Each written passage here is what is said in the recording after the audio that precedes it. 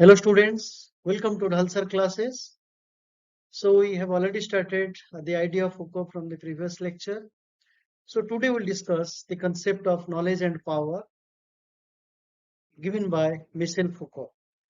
ज्ञान और शक्ति जो सिद्धांत जो विचार दिए हैं फुको उसको आज हम डिस्कस करते हैं। फुको की जो एपिस्टेमोलॉजी जिसको आप कहते हो ज्ञान के जो सिद्धांत द थ्योरी ऑफ नॉलेज फुको को अगर समझना है तो knowledge and power became an important instrument important concept that how to understand the current or contemporary society, knowledge and power, the relationship became important. हम लोग नॉलेज की बात करते हैं तो नॉलेज सोशियोलॉजी ऑफ नॉलेज जब कल मनहाइम भी करते हैं। पावर की बात करते हैं बहुत लोग, ओवरियन सेंस में भी पावर है। पावर को बहुत सारे तरीके से इकोनॉमिक डिटर्मिनिज्म के साथ कार्ल मार्क्स को भी समझ सकते हैं। But how फुको gives the idea of knowledge and power. जब हम पावर की बात करते हैं और नॉलेज की बात करते हैं, दोनों की रिलेशनशिप फूको सबसे बेहतरीन तरीके से बताते हैं। Because power is knowledge and knowledge is power. ये दोनों की relationship that how knowledge lead to power and power lead to knowledge, ये दोनों चीज के रिलेशनशिप को फूको अपनी विचार को बहुत अच्छे से प्रस्तुत किए हैं। आज उसको हम लोग डिस्कस करेंगे। What is that relationship. जब आप पावर की बात करते हैं फूको, and the power is not something which is conventionally understood, given by other thinkers related to any other thinkers. अगर आप शक्ति की जो भी समझ है क्लासिकल थिंकर्स के माध्यम से, वो शक्ति आज फूको की पावर के साथ नहीं है, ये डिफरेंट है। क्या? Because power is not simply it is existing with one individual or with a center like feudal structure, feudal के पास था, मोनार्की स्ट्रक्चर किंग के पास था, या किसी भी तरीके से हम पावर को जो समझते थे जो फिक्स्ड गिवन रिसोर्स की तरीके से, उस तरीके से यहाँ पावर नहीं है। Power is something which is understood when it is exercised. Who exercises over whom, that becomes important debate to understand the reality. एक समाज की वास्तविकता को समझने के लिए ये पावर किसके पास है, कौन एक्सरसाइज करता है, क्यों करता है, किसके ऊपर करता है, किस तरीके से अपनी पावर को एक्सरसाइज कर रहा है, ये सारी चीज को समझने की जरूरी है। बट फूको की जब पावर की बात करते हैं वो नॉलेज के साथ जोड़ के बात करता है, नॉलेज एंड ट्रूथ। जब हम कहते हैं डॉक्टर, सो डॉक्टर के पास एक नॉलेज है जैसे medicine specialist, so that becomes powerful during period of the Covid.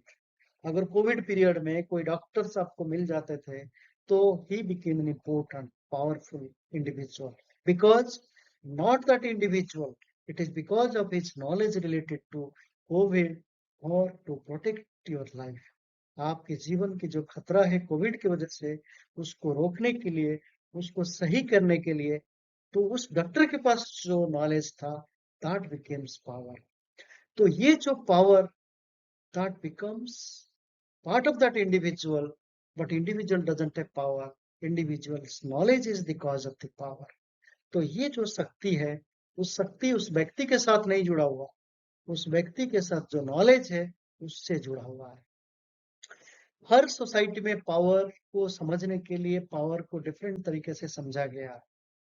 But the idea of power here it is dispersed, it is not concentrated, it is not static, it is in circulation, it is in scattered, it is in everywhere. That becomes an important way to understand the power.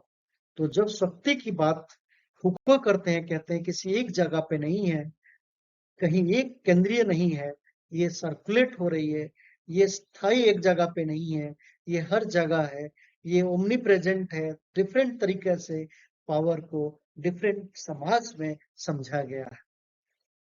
तो ये जो power की जो कभी इधर है, कभी और कहीं है, कभी एक व्यक्ति के साथ फिक्स्ड नहीं है, so that becomes the modern way of understanding the power. Why? Because power is not simply about a commodity, or it's not about the wealth, it is about that how it controls, how it is exercised, how it is part of the change. तो power को हम negative तरीके से देखते थे, conventionally, traditionally, जे ये हमेशा oppressive होता है, हमेशा कंट्रोल करने के लिए पावर यूज करता है। But power according to Foucault it is productive. क्यों? क्योंकि पावर के माध्यम से हम एक बेहतर चीज को क्रिएट करते हैं। इट्स नॉट सिंपली दमन के लिए या किसी को कमजोर साबित करने के लिए शक्ति की उपयोग किया गया है, बट फूको कहते हैं power is also productive. How it creates knowledge, how it can create a new structure, how it can create a change. So that becomes the productive aspect of the power. तो यहाँ पे किसी एक व्यक्ति के साथ नहीं जुड़ा हुआ है, ये किसी वेल्थ के साथ नहीं, ये एक इंडिविजुअल्स, डिफरेंट इंडिविजुअल्स के साथ जुड़ा हुआ है. So that becomes the way you understand the power. It is not concentrated, rather scattered.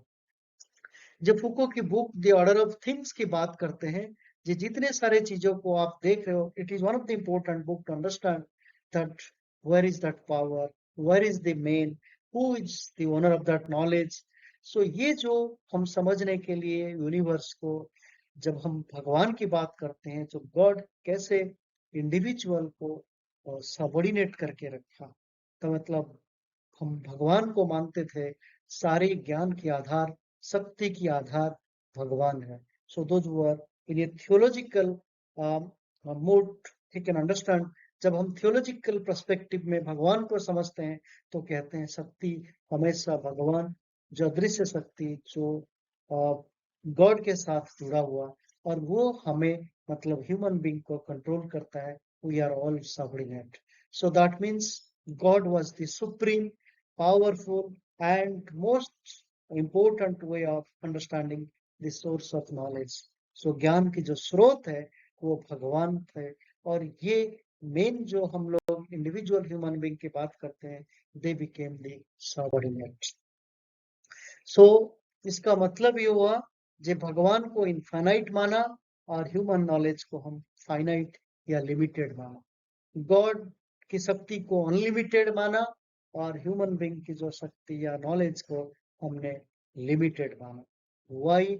Because God को हम समझते थे before the idea of the post modernity और पॉजिटिविस्टिक.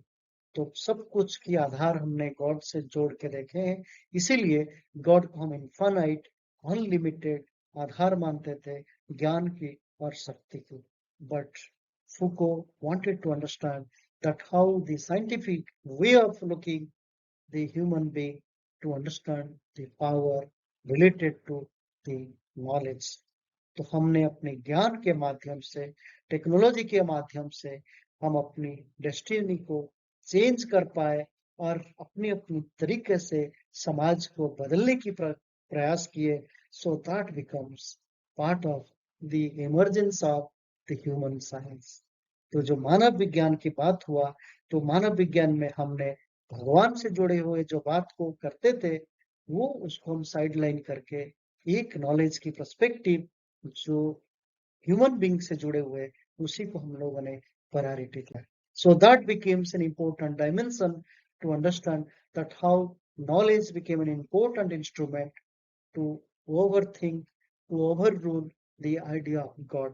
अगर भगवान से हम और 2 कदम आगे सोच पाते हैं, it is because of our knowledge related to logic, science और साइंटिफिक टेक्नोलॉजी और scientific reality. We'll continue Foucault in the next lecture. Keep watching. Thank you for watching Dhalsar classes.